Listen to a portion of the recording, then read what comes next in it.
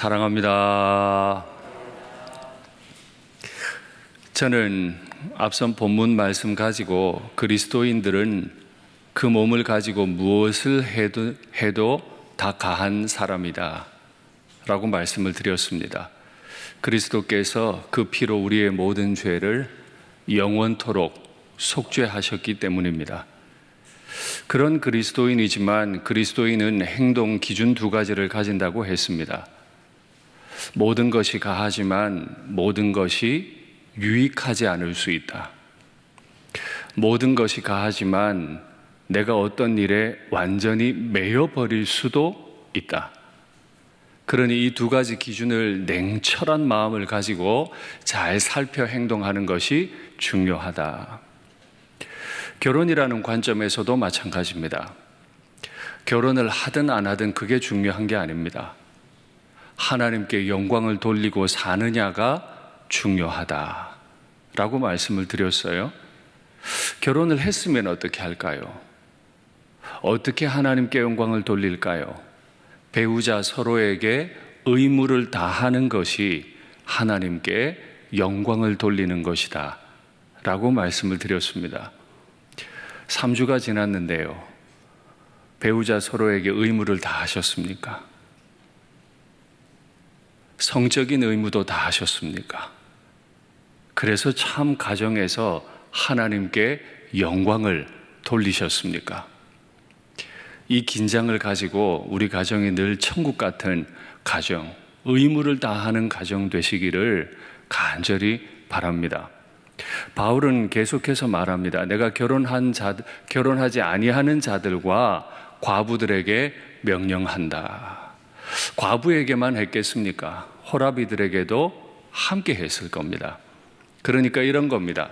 아직 결혼을 안 했거나 결혼을 했지만은 사별을 한 경우, 그래서 짝이 없는 사람들에게 명령하는데 굳이 결혼하려고 하지 마라. 그냥 나와 같이 혼자 지내는 것이 더 좋겠다. 이유는 지난번에 말씀드렸습니다. 또 다음 주에도 말씀드릴 겁니다. 임박한 환난으로 말미암아서 주님을 위하던 마음이 자꾸 남편과 아내를 위하는 마음으로 갈리어지기 때문에 주님만 위하며 사는 게 어떻겠나. 그런데 모두가 이 말씀을 받을 수 있는 건 아닙니다. 어떤 사람은 정욕이 불타듯이 타오르기 때문에 그런 사람은 결혼을 하는 게 좋겠다. 지난번에 드린 말씀이 기억나시는지 모르겠습니다. 이런 내용들이 굳이 금요 기도회 때 나누어져야 할까? 그럼요. 이게 결혼 생활만이 아닙니다. 바울은 우리가 얼마나 연약한 사람인지 알고 있어요. 불타다라는 이 말을 가만히 떠올려 보십시오. 올해 우리는 정말 울진 동해안 삼척 지역에서 얼마나 큰 산불이 일어났는지 알고 있습니다. 최근에 대전 지역에서도 큰 불이 순식간에 번졌죠. 사람이 대피를 못할 만큼 빠르게 번져 죽었다고 하잖아요. 불타는 겁니다. 불은 처음부터 크게 나는 법이 없어요. 불은 아주 작은 나뭇잎이나 나뭇가지 하나에만 붙었는데 삽시간에 번지죠. 다 태워버립니다. 정욕이라는 것도 마찬가지입니다. 정욕이 얼마나 무서운지 2000년 전에 사도 바울이 신경과학을 알지는 못했겠습니다마는 최근에 굉장히 유명해진 카이스트의 뇌신경과학자가 있습니다. 그 교수님이 강연하는 내용을 들어봤는데 그분은 전공이 쥐를 가지고 연구해서 사람에게도 이렇지 않을까 추측하는 건데요. 생쥐가 외도를 잘하는 생쥐가 있고 그저 아내만 사랑하는 생쥐가 있대요. 놀랍죠? 쥐도 외도를 해요. 또 쥐도 자기 아내만 사랑해요. 그래서 뇌를 해부를 해봤더니 세상에 물질을 받아들이는 게 크게 활성화되어 있거나 안 되어 있거나 물질을 받아들이는 뇌는 외도를 많이 해요. 물질을 잘 안 받아들이면 외도를 안 해요. 외도를 잘 하는 쥐에게 쥐를 박스 안에 넣었습니다. 그리고 한 수컷 쥐를 넣었더니 1초도 안 돼요. 이 신경이 흐름을 소리로 번역해가지고 신경이 막 움직이기 시작하면 소리가 따닥따닥 나게 해놨는데, 세상에 수컷을 넣으니까, 적대적으로 넣으니까 이게 다다다닥 거리고 막 정신없이 소리가 나요. 1초도 안 돼서. 암컷을 넣었어요. 똑같은 쥐인데 똑같은 박스 안에 수컷 빼내고 암컷을 넣었더니 조용하게 그 암컷에게 다가가요. 1초도 안 돼서. 정욕이라는 건 즉각적으로 반응해요. 윤리적으로 판단할 시간을 안 줘요. 무서운 거죠. 그래서 정욕이 불타듯 하니까 정욕 때문에라도 결혼하라는 이 말을 웃어 넘길 일이 아니고, 이게 단지 결혼에만 적용할 일이 아니고, 굉장히 똑똑해 보이고 굉장히 경건해 보이는 우리라 할지라도 얼마나 우리 욕심에 연약할 수 있는지, 우리 마음 속에 일어나는 화나 정욕이라고 하는 이런 감정이 순식간에 우리를 지배해 버릴 수 있음을 알아야 한다는 거죠. 그 정욕을 알기 때문에 결혼한다면, 가정생활하면서 교회 생활하면서 분노가, 아까 그 생쥐가 수컷이 딱 들어오자마자 막 신경이 움직이면서 화를 내듯이 본능적으로 화를 내요. 어떤 특정한 사람을 보기만 해도 숨이 막히고 화가 나버려요. 이런 연약함을 우리가 알기에 정말 조심해야 돼요. 우리 간혹 이런 말하죠. 저 사람이 그럴 줄은 몰랐어. 다 잘못해도 저 사람은 안 그런 줄 알았어. 그 사람 뇌는 뭐 다르게 만들어졌나요? 그 사람도 똑같아요. 여기 선 담임 목사도 똑같아요. 정욕의 순간 불타버릴 수 있고 분노의 순간 불타버릴 수 있어요. 진짜 경건이라는 건 안 그런 척, 나는 안 그럴 수 있다고 확신하는 게 아닙니다. 진짜 경건은 나도 환경만 만들어지면 언제든지 암컷에게 달려가 버릴 수 있고, 나도 환경만 만들어지면 1초 만에 분노하고 싸우려는 사람일 수 있다. 이걸 인정하려는 거예요. 그 뇌신경과학자가 아주 탁월한 그리스도인입니다. 그리스도인들에게 경고를 해요. 조심해라. 아무리 노력해도 안 되는 건 안 된다. 그래서 성경은 그걸 알고 있었는지 참으려고 하지 말고, 못 참는다. 불타버리는 거기 때문에 못 참는다. 참으려 하지 말고 차라리 결혼을 해라. 하나님이 독신의 은사를 안 주셨거든 차라리 결혼을 해라. 그것이 안전하겠다. 비단 결혼 생활만이 아니라 가정 생활, 교회 생활, 일터 생활에서 정욕과 분노라고 하는 이 두 가지 주제를 가지고 나를 한번 냉정하게 돌아보십시오.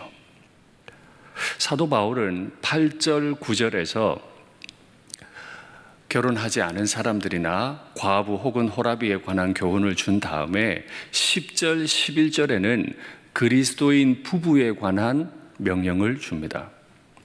내가 결혼한 자들에게 명령하는데 하고 괄호해 놓고, 이는 내 명령이 아니고 주의 명령이다. 이게 무슨 말일까? 이따 뒤에 넘어가면 이는 주의 명령이 아니라, 주의 명령이 아니면 사도 바울이 알아서 막 써놨다는 얘기인가? 그런 말이 아닙니다. 우리는 2000년 전에 기록된 성경 원본을 가지고 있지를 못합니다.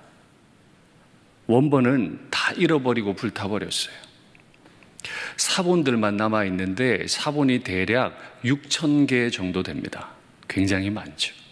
사본이라는 건 이 원본을 자꾸 보고 베끼고 또 이 사본을 또 다른 사람이 보고 베끼고 이렇게 한 게 사본인데, 무슨 사본이 가장 권위 있을까요? 가장 오래된 사본, 그리고 내용이 가능하면 적은 사본. 그런데 어떤 아주 초기 원본에는 내용이 없는데 후기로 갈수록 내용이 자꾸 반복되어 나오는 경우가 있어요. 그 경우에 내용의 의미를 해치지 않는 경우, 혹은 남들이 시간이 지나서 이해를 못할까봐 설명을 해놓는 경우가 있습니다.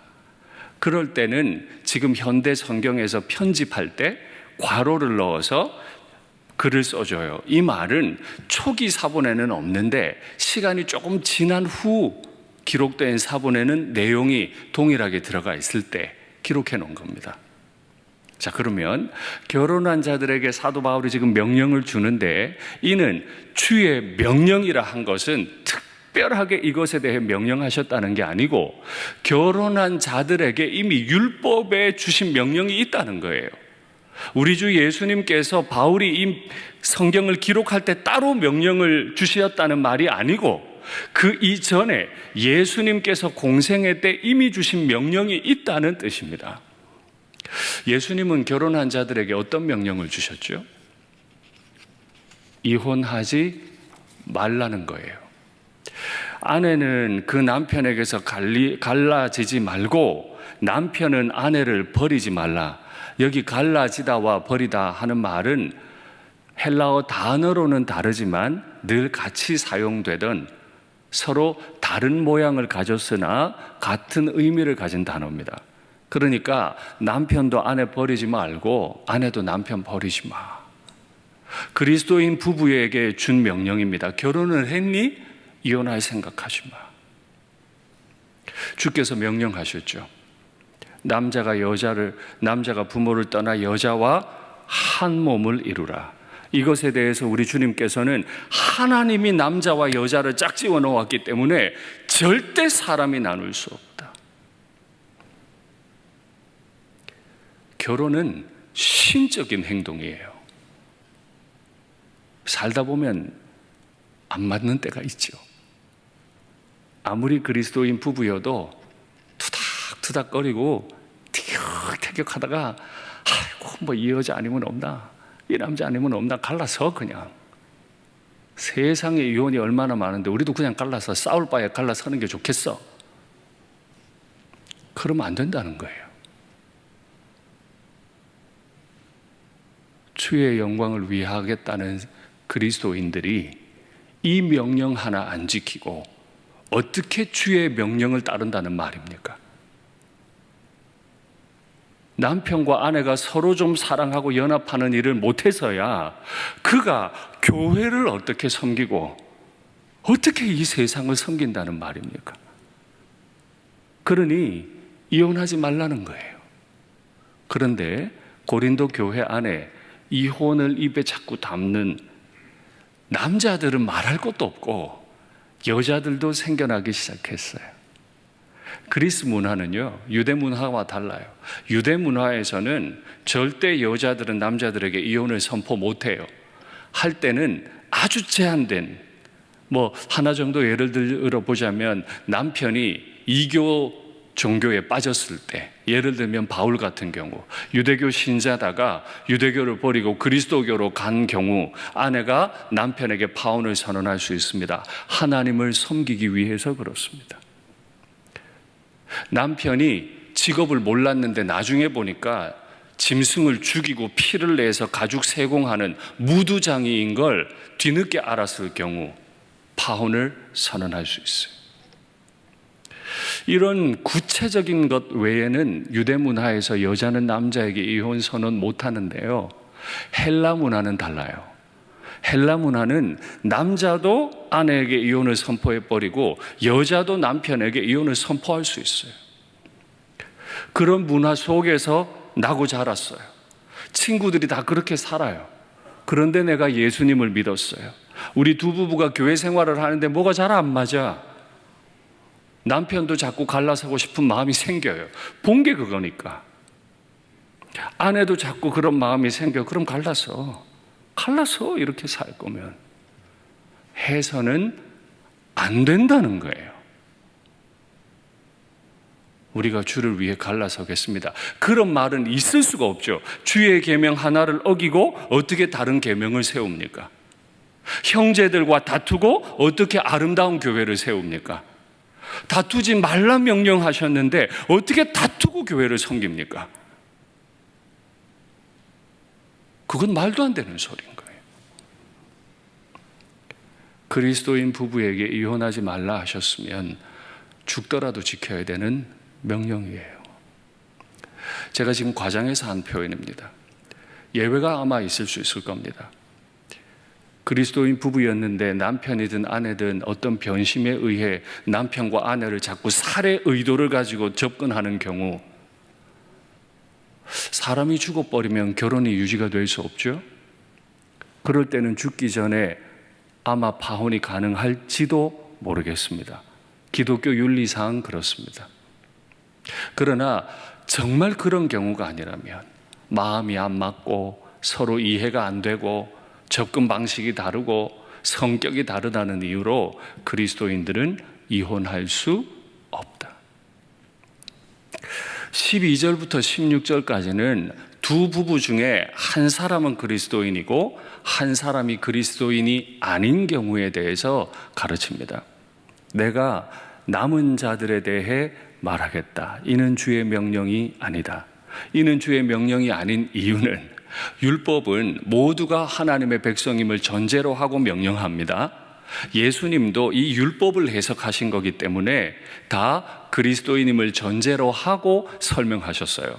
그러니 신구약 성경에서 바울이 이 말을 하기 전에 한쪽은 그리스도인이고 한쪽은 그리스도인이 아닌 부분은 말할 필요가 없었던 거예요. 그래서 따로 명령이 없었어요. 그런데 이제 시대가 바뀌었죠. 한 사람이 믿고 한 사람이 안 믿는데 결혼을 했든, 뒤늦게 부부 중 한 사람이 결혼을 했든, 홀로 신앙생활하는 사람이 있을 수 있잖아요. 이런 경우 어떻게 할 거냐? 참 신앙생활하는 게 쉽지 않습니다. 남편이 신앙생활하고 아내가 신앙생활하지 않을 때 남편은 이 아내를 버리지 마라. 아내는 신앙생활하는데 남편이 안 할 때 아내는 그 남편을 버리지 마라. 이게 당연한 것 같죠, 그죠? 그런데 저는 목회자잖아요. 목회자로 2001년부터 2003년부터 살기 시작해서 지금까지 살았으니까 얼마나 많은 가정의 성도들을 만나 상담을 했겠어요. 땅을 치며 후회하는, 예수 안 믿는 남편 만난 걸 땅을 치며 후회하는 이유는 뭐예요? 너무 힘들기 때문이에요. 냉정하게 말해볼까요? 예수님 믿는 사람 마음에 누가 계신가요? 성령이 계십니다. 그의 주인은 누군가요? 예수님이세요. 예수님을 믿지 않는 사람의 마음에는 성령이 계신가요? 안 계세요. 성령이 안 계시면 예수님을 주로 고백할 수 있나요? 없어요. 한 사람의 주인은 예수님이고 한 사람의 주인이 예수님이 아니면 이 둘이 살기가 쉬울까요? 정말 한 사람이 똑 부러지게 예수님 섬기며 살려고 할 때 더 힘들지 않을까요? 이런 말들을 들을 때마다 마음이 많이 아프고, 청년 사역을 할 때 그래서 제가 도시락 싸들고 다니면서 말렸어요. 도시락이라는 말도 비유법입니다. 회사 앞에 찾아가고 만나자 해서 결사, 예수 안 믿는 남자 만나지 마라. 예수 안 믿는 여자 만나지 마라. 목사님 모르는 소리 하지 말라고. 남녀 성 비율을 좀 보라고. 예수 믿는 여자하고 예수 믿는 남자 한번 비율을 따져보라고. 차이가 얼마나 나나. 네가 눈높이를 낮춰. 나이를 네 스스로 정하지 마. 나이 많은 남자, 나이 적은 남자 다 되잖아. 자꾸 맞추려고 하니까 안 되지. 다 쓸데없는 소리고, 예수 안 믿는 남자나 예수 안 믿는 여자랑 결혼하지 마. 왜 그러냐 하면 주의 명령이기도 하지만, 또 하나, 먼저 결혼한 분들이 너무 힘들어한다. 땅을 치고 힘들어한다. 저희 가정은 해피엔딩입니다. 예수님 믿는 어머니와 믿지 않으시는 아버지가 결혼을 하셔서 우리 아버지는 장로님이 되셨고 한 지역의 노회의 장로회장까지 하신 분이십니다. 굉장히 은혜롭죠. 그러나 저는 기억해요. 어머니가 제가 어릴 때 교회 다니실 때 얼마나 힘들었는지, 헌금 생활하고 새벽 기도하고 이 모든 게 얼마나 고난이었는지 제 눈으로 다 봤어요. 생생하게 들려주고, 그래도 결혼해야 되겠거든 해라. 얼마나 고난이 심한지 몰라. 그래서 예수님 믿는 자매인데 남편이 예수님 안 믿을 경우 이렇게 말하는 분들 얘기를 들으면 마음이 너무 아파요. 우리 부부는 언제 저 부부처럼 손 붙잡고 애들 데리고 예배당에 올 수 있을까요?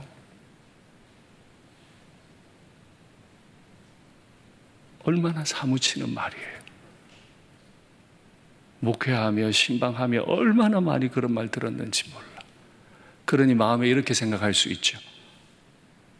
이 남자한테 갈라서자 하고 저 여자한테 갈라서자 하고 예수 믿는 남편, 예수 믿는 아내 내가 다시 만나야 되겠다 생각이 들 수 있잖아요. 그러래요 말래요? 그러래요 말래요? 성경의 명령은 그러지 말라. 왜요? 나는 내 자의로 한 남자를, 한 여자를 선택했어요. 책임지라는 거예요. 무섭습니다. 우린 모든 걸 다 할 수 있어요. 그리스도의 2000년 전에 흘리신 피가 영원히 속죄를 하셨기 때문에 내가 뭘 하든 그 죄는 다 용서돼요. 그 사실을 믿으십니까? 왜 아멘이 없으세요? 용서받을 만한 죄만 용서받는 것 같으세요? 다시 물을게요. 2000년 전에 흘리신 그리스도의 피로 인해서 영원토록 모든 죄는 용서받은 줄 믿습니다.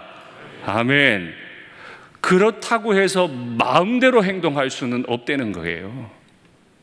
모든 게 가하나 모든 게 유익하지 않다니까요. 모든 게 가하나 어떤 데는 내가 매여버려요. 이 두 가지를 잘 생각하십시오. 스스로 매임을 선택했어. 그러니 나눌 수 없어. 근데 단지 책임론을 말하는 게 아니고 바울이 여기서 굉장히 거룩한 목표를 하나 던집니다. 예수님 믿는 아내를 통해 남편이 거룩해질 수도 있고 예수님 믿는 남편을 통해 아내가 거룩해질 수 있기 때문이다. 그러니까 바울의 논의를 조금 더 좁혀보면 이래요. 우리는 왜 결혼을 하죠? 창세기의 명령을 따르면 생육하고 번성하고 충만하고 땅을 정복하고 땅을 다스리라. 이 5가지 명령을 이루기 위해. 그러나 임박한 환난을 만났을 때는 가능하면 결혼 안 하고 홀로 주님을 섬기는 게 좋겠다. 그런데 사람마다 연약함이 있어 정욕이 불탈 수 있으니 못 견디겠거든 결혼을 빨리 해라. 결혼을 했으면 책임져라. 혹시 배우자가 안 믿어서 너무 힘들더라도 견뎌야 한다. 왜요? 세상 땅 끝까지도 가서 선교하는데 이 믿지 않는 남편, 이 믿지 않는 아내를 내가 거룩하게 할 수 있을지 어떻게 알아? 바울이 그걸 질문 형식으로 묻는 거예요. 그 다음에 딱 붙이는 말이 무시무시한 말이에요. 그렇지 않으면 너희의 자녀들도 깨끗하지 못한다. 야, 이게 무슨 말입니까? 우리 자녀들 어떻게 깨끗해지죠? 우리 자녀들 어떻게 그리스도의 피로 속죄함을 받죠? 믿음을 이해할 때 우리는 믿음의 부부 사이에서 아이가 태어나거나 부모 양쪽 중에 한 분이 그리스도인일 경우 그의 신앙을 구약의 개약신앙, 할례신앙을 그대로 받아서 이 믿음 있는 아버지 혹은 어머니의 신앙을 따라 아이에게 유아 세례를 베풉니다. 그렇죠? 하나님, 이 아이는 하나님의 것입니다 라고 부모가 아이를 하나님께 올려요. 부모의 신앙을 따라. 그런데 남편이나 아내가 배우자가 안 믿는다는 이유로, 신앙생활이 힘든다는 이유로 우리 갈라서자, 나 하나님 더 잘 섬겨야 되겠으니까, 당신하고는 내가 못 살겠으니까 갈라서자 하면 안 되는 이유는, 지금 너의 현재의 부르심 가운데 네가 선택한 이 삶 가운데서 네가 해야 할 일은 예수 믿지 않는 남편이나 아내를 거룩하게 해야 하는데, 네가 이걸 포기해버리면 네 자식은 누가 거룩하게 하니? 자식의 구원을 위해서라도 넌 이혼하면 안 된다. 결혼의 목적이 날 위함이 아니었어요. 요즘 청춘 남녀들은 무조건 나하고 맞아야 되잖아요. 중매 결혼은 있을 수 없고 무조건 연애 결혼해야 되죠. 다 동의할 수 있습니다. 모르는데 어떻게 결혼해요? 밉상인데 어떻게 결혼해요? 모르는 사람하고 결혼하라는 말이 아닙니다. 나랑 딱 맞는 사람하고만 결혼하라는 말도 아닙니다.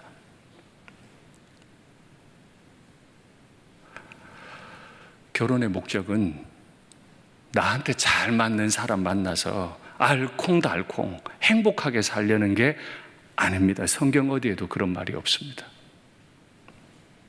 결혼은 오직 하나님 좋으라고 하는 겁니다. 할렐루야.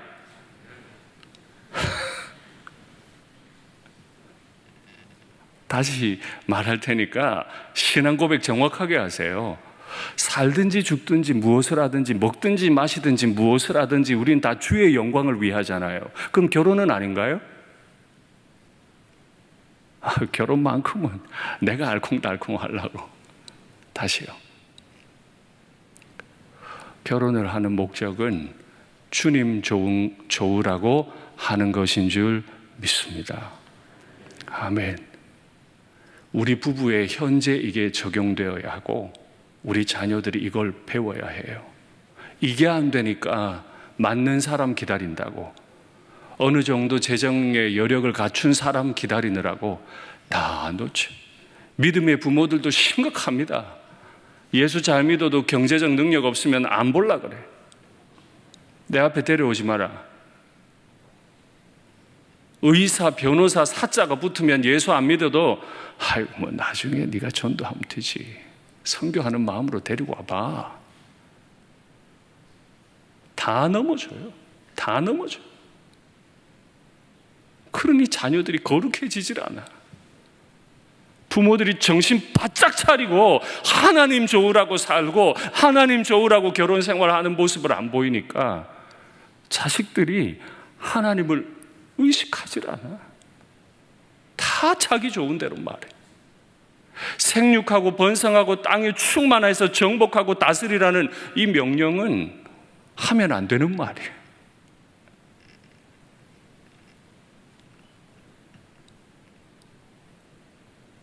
왜 이런 명령들은 하면 안 되는 말이죠? 아멘하고 받아야 될 말인데 다 자기 중심. 이게 결혼만의 이야기입니까? 아닙니다. 그래서 사도 바울이 무시무시하게 말합니다. 너희는 부르신 대로, 부르신 그대로 행하라. 17절. 20절에서는 너희는 부르심 그대로 지내라. 24절. 부르심을 받은 그대로 하나님과 함께 거하라. 부르신 대로, 부르신 대로, 부르신 대로.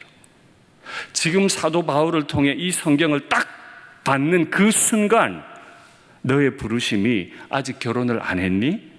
결혼했는데 혹시 사별했니?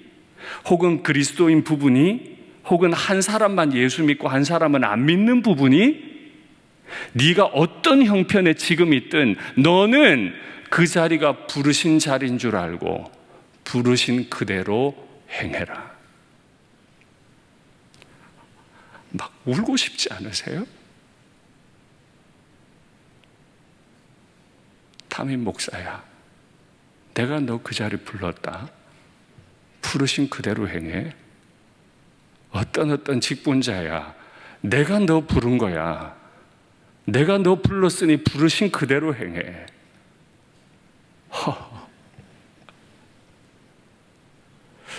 근데 한 사람 믿고 한 사람 안 믿는데 예외 조항이 하나 있어요.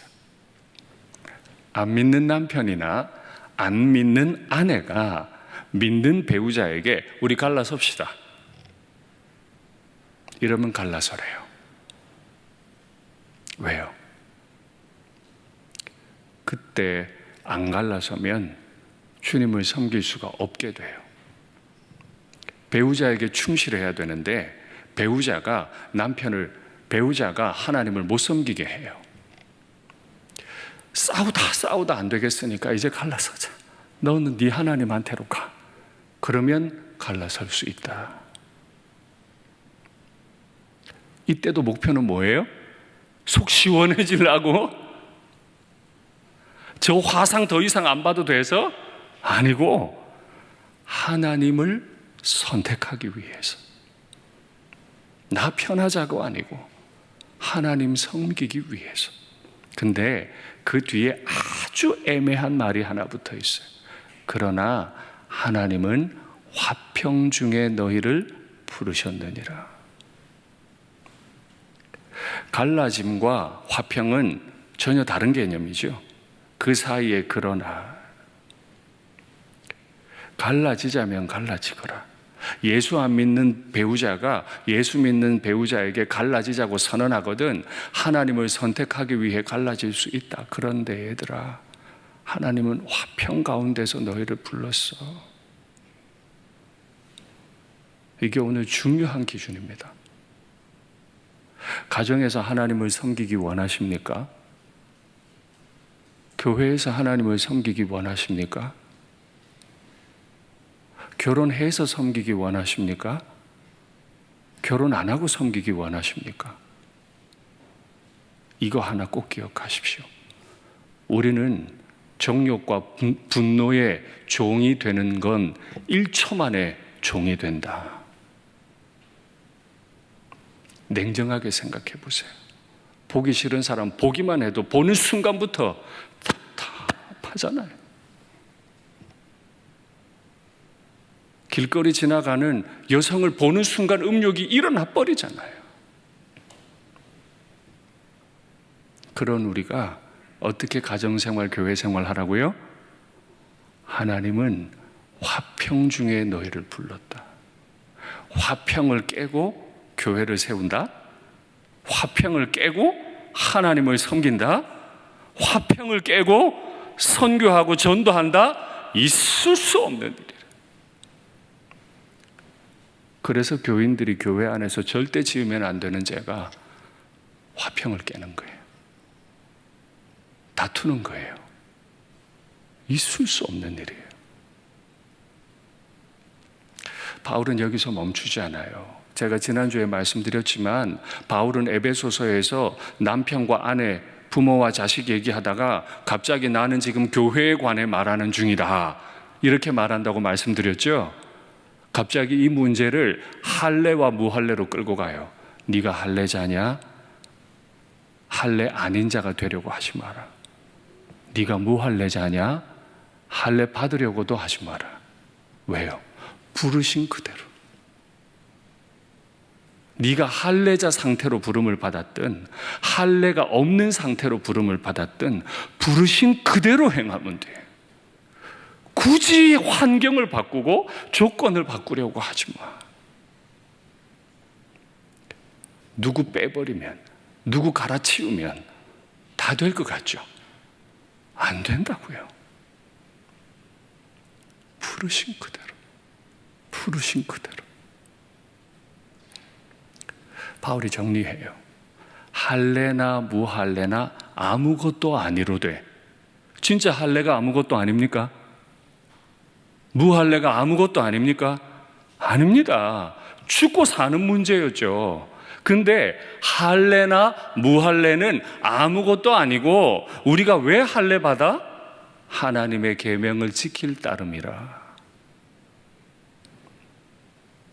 할례가 중요한 게 아니고 할례 받은 자로서 계명을 지키는 자가 되는 게 중요하듯, 할례를 받든 할례를 안 받든 부르신 그대로. 한 가지 예를 더 들어요. 네가 종으로 있느냐? 염려하지 마라. 그러나 노일 수 있거든. 그 노임을 받아서 좀 자유롭게 지내는 것도 좋다. 바울은 결혼 얘기하다가 갑자기 할례 얘기, 주종 관계 얘기 두 개를 예로 들거든요. 왜냐하면 이게 초기 교회에 계속 문제가 됐던 거예요. 할례를 받아야 되냐 말아야 되냐 계속 싸웠어요. 전도 받아서 교회 와보니까 세상에 내 노예가 같이 한 형제가 돼. 전도 받아서 와보니까 맨날 내가 때리던 주인이 한 형제래. 한 피를 막 나누어 마셔야 돼. 용납이 안 되는 거죠. 감정적으로 이게 동의가 안 되는 거예요. 와 있긴 와 있는데 내가 어떻게 저 사람하고 같이 천국에 가? 용납이 안 되는 이 두 상황에 대해 결혼 얘기하다 갑자기 이걸 끌어오는 거예요. 네가 종으로 있어? 누군가의 종이 되어서 예수님의 종이 되려니 힘들지? 교회도 자꾸 나오고 싶고 헌금도 많이 하고 싶고 이 봉사 저 봉사 다 하고 싶은데 육신의 주인에게 매여 있으니 잘 못 섬기겠지? 염려하지 마. 네가 예배당 많이 못 나오는 것 때문에 염려하지 마. 네가 주인이 아니라 돈이 많이 없어서 헌금 많이 못 드리는 것 때문에 염려하지 마. 네가 할 일은 네 육신의 상전을 주님 섬기듯 하면 돼. 네 마음에 지금 주님 섬기고 있잖아. 그거 주님 다 아셔. 종들아, 죽게 하듯 상전에게 해라. 눈가림만 하지 말고 죽게 하듯 하라. 예수님 잘 믿는 종이 남들보다 교회를 못 와요. 헌금도 못 해요. 마음이 아파요. 그래서 염려가 돼요. 나 이래도 되나? 나 이래도 되나? 근데 염려하지 말래. 상전의 주인을 섬길 때 주님, 내가 주님 섬기듯 이분 섬길게요. 내가 주님 섬기듯 이분 섬길게요. 그러면 주님이 다 섬김 받은 걸로 인정하실 거예요. 할렐루야. 혹자는 이래서 신약 성경이 안 된다 그래요. 노예 제도를 없앤다고 해야지. 성경에서 노예 제도 없앤다는 말 하지 않습니다. 개혁한다고 천국 오는 거 아닙니다. 어떻게 노예 제도 없앴더니 천국 왔나요? 노예 제도 없앤다고 천국 되는 거 아니고 노예 제도 있어도 그곳을 하나님이 통치하시는 땅으로 바꿀 수 있는 게 복음의 능력인 줄 믿습니다. 그것이 부르신 그대로 행하라는 뜻이죠. 그런데 만약에 네가 로마법에 따라 노예, 종의 상태에서 노임받을 수 있는 때가 온다면 노임받는 것도 좋겠다. 다니엘은 유다 나라의 철천지 원수인 느부갓네살에게 픽을 당했습니다. 이야, 너 잘생기고 좀 총기 있어 보인다. 너 내 밑에서 학교 좀 다니고 내 밑에 신하면 좋겠다. 얼마나 충성을 했는지 최고의 자리까지 올라갑니다. 우리나라 말로 하면 매국노예요. 매국노. 친일파도 그런 친일파가 없어. 그렇잖아요. 일본 천황에 의해 총리로 지명됐으니까. 정말 그래요? 다니엘은 그 중심에 계신 하나님 섬기는 걸 놓은 적이 없어요. 어린 소년 때나 나이 80이 되었을 때나 그는 정한 대로 엎드려 기도하며 하나님을 섬겼어요. 근데 그 마음으로 바벨론 왕도 페르시아 왕도 섬겼어요. 하나님은 그 다니엘을 존귀하게 쓰셨죠. 종으로 두시면 종으로 두시는 대로, 자유케 하시면 자유케 하시는 그대로, 부르신 그대로. 그래서 목표는요, 부르심을 받은 그대로 하나님과 함께 거하라. 남편이 있으세요? 아내가 있으세요? 혹 남편이나 아내가 안 믿으세요? 혹 남편이나 아내가 먼저 세상을 떠나셨나요? 혹은 아직 결혼을 못 하셨나요? 걱정 마세요. 내 옆에는 하나님께서 계십니다. 그 하나님과 함께 거하는 것이 우리의 유일한 목표입니다. 말씀을 맺겠습니다. 우리는 얼마나 깨어지기 쉬운 사람인지 모릅니다. 결혼을 해도 결혼을 안 해도, 한쪽이 믿고 한쪽이 안 믿어도, 종으로 있어도 자유인으로 있어도, 할례를 받았어도 할례를 못 받았어도, 목사가 되었어도 직분자가 되었어도 우리는 늘 깨어지기 쉬운 사람입니다. 그러니 화평중에 부르신 그대로 행하는 우리가 되게 하소서. 이 기도가 끊임없는 우리의 날들이 되면 좋겠습니다.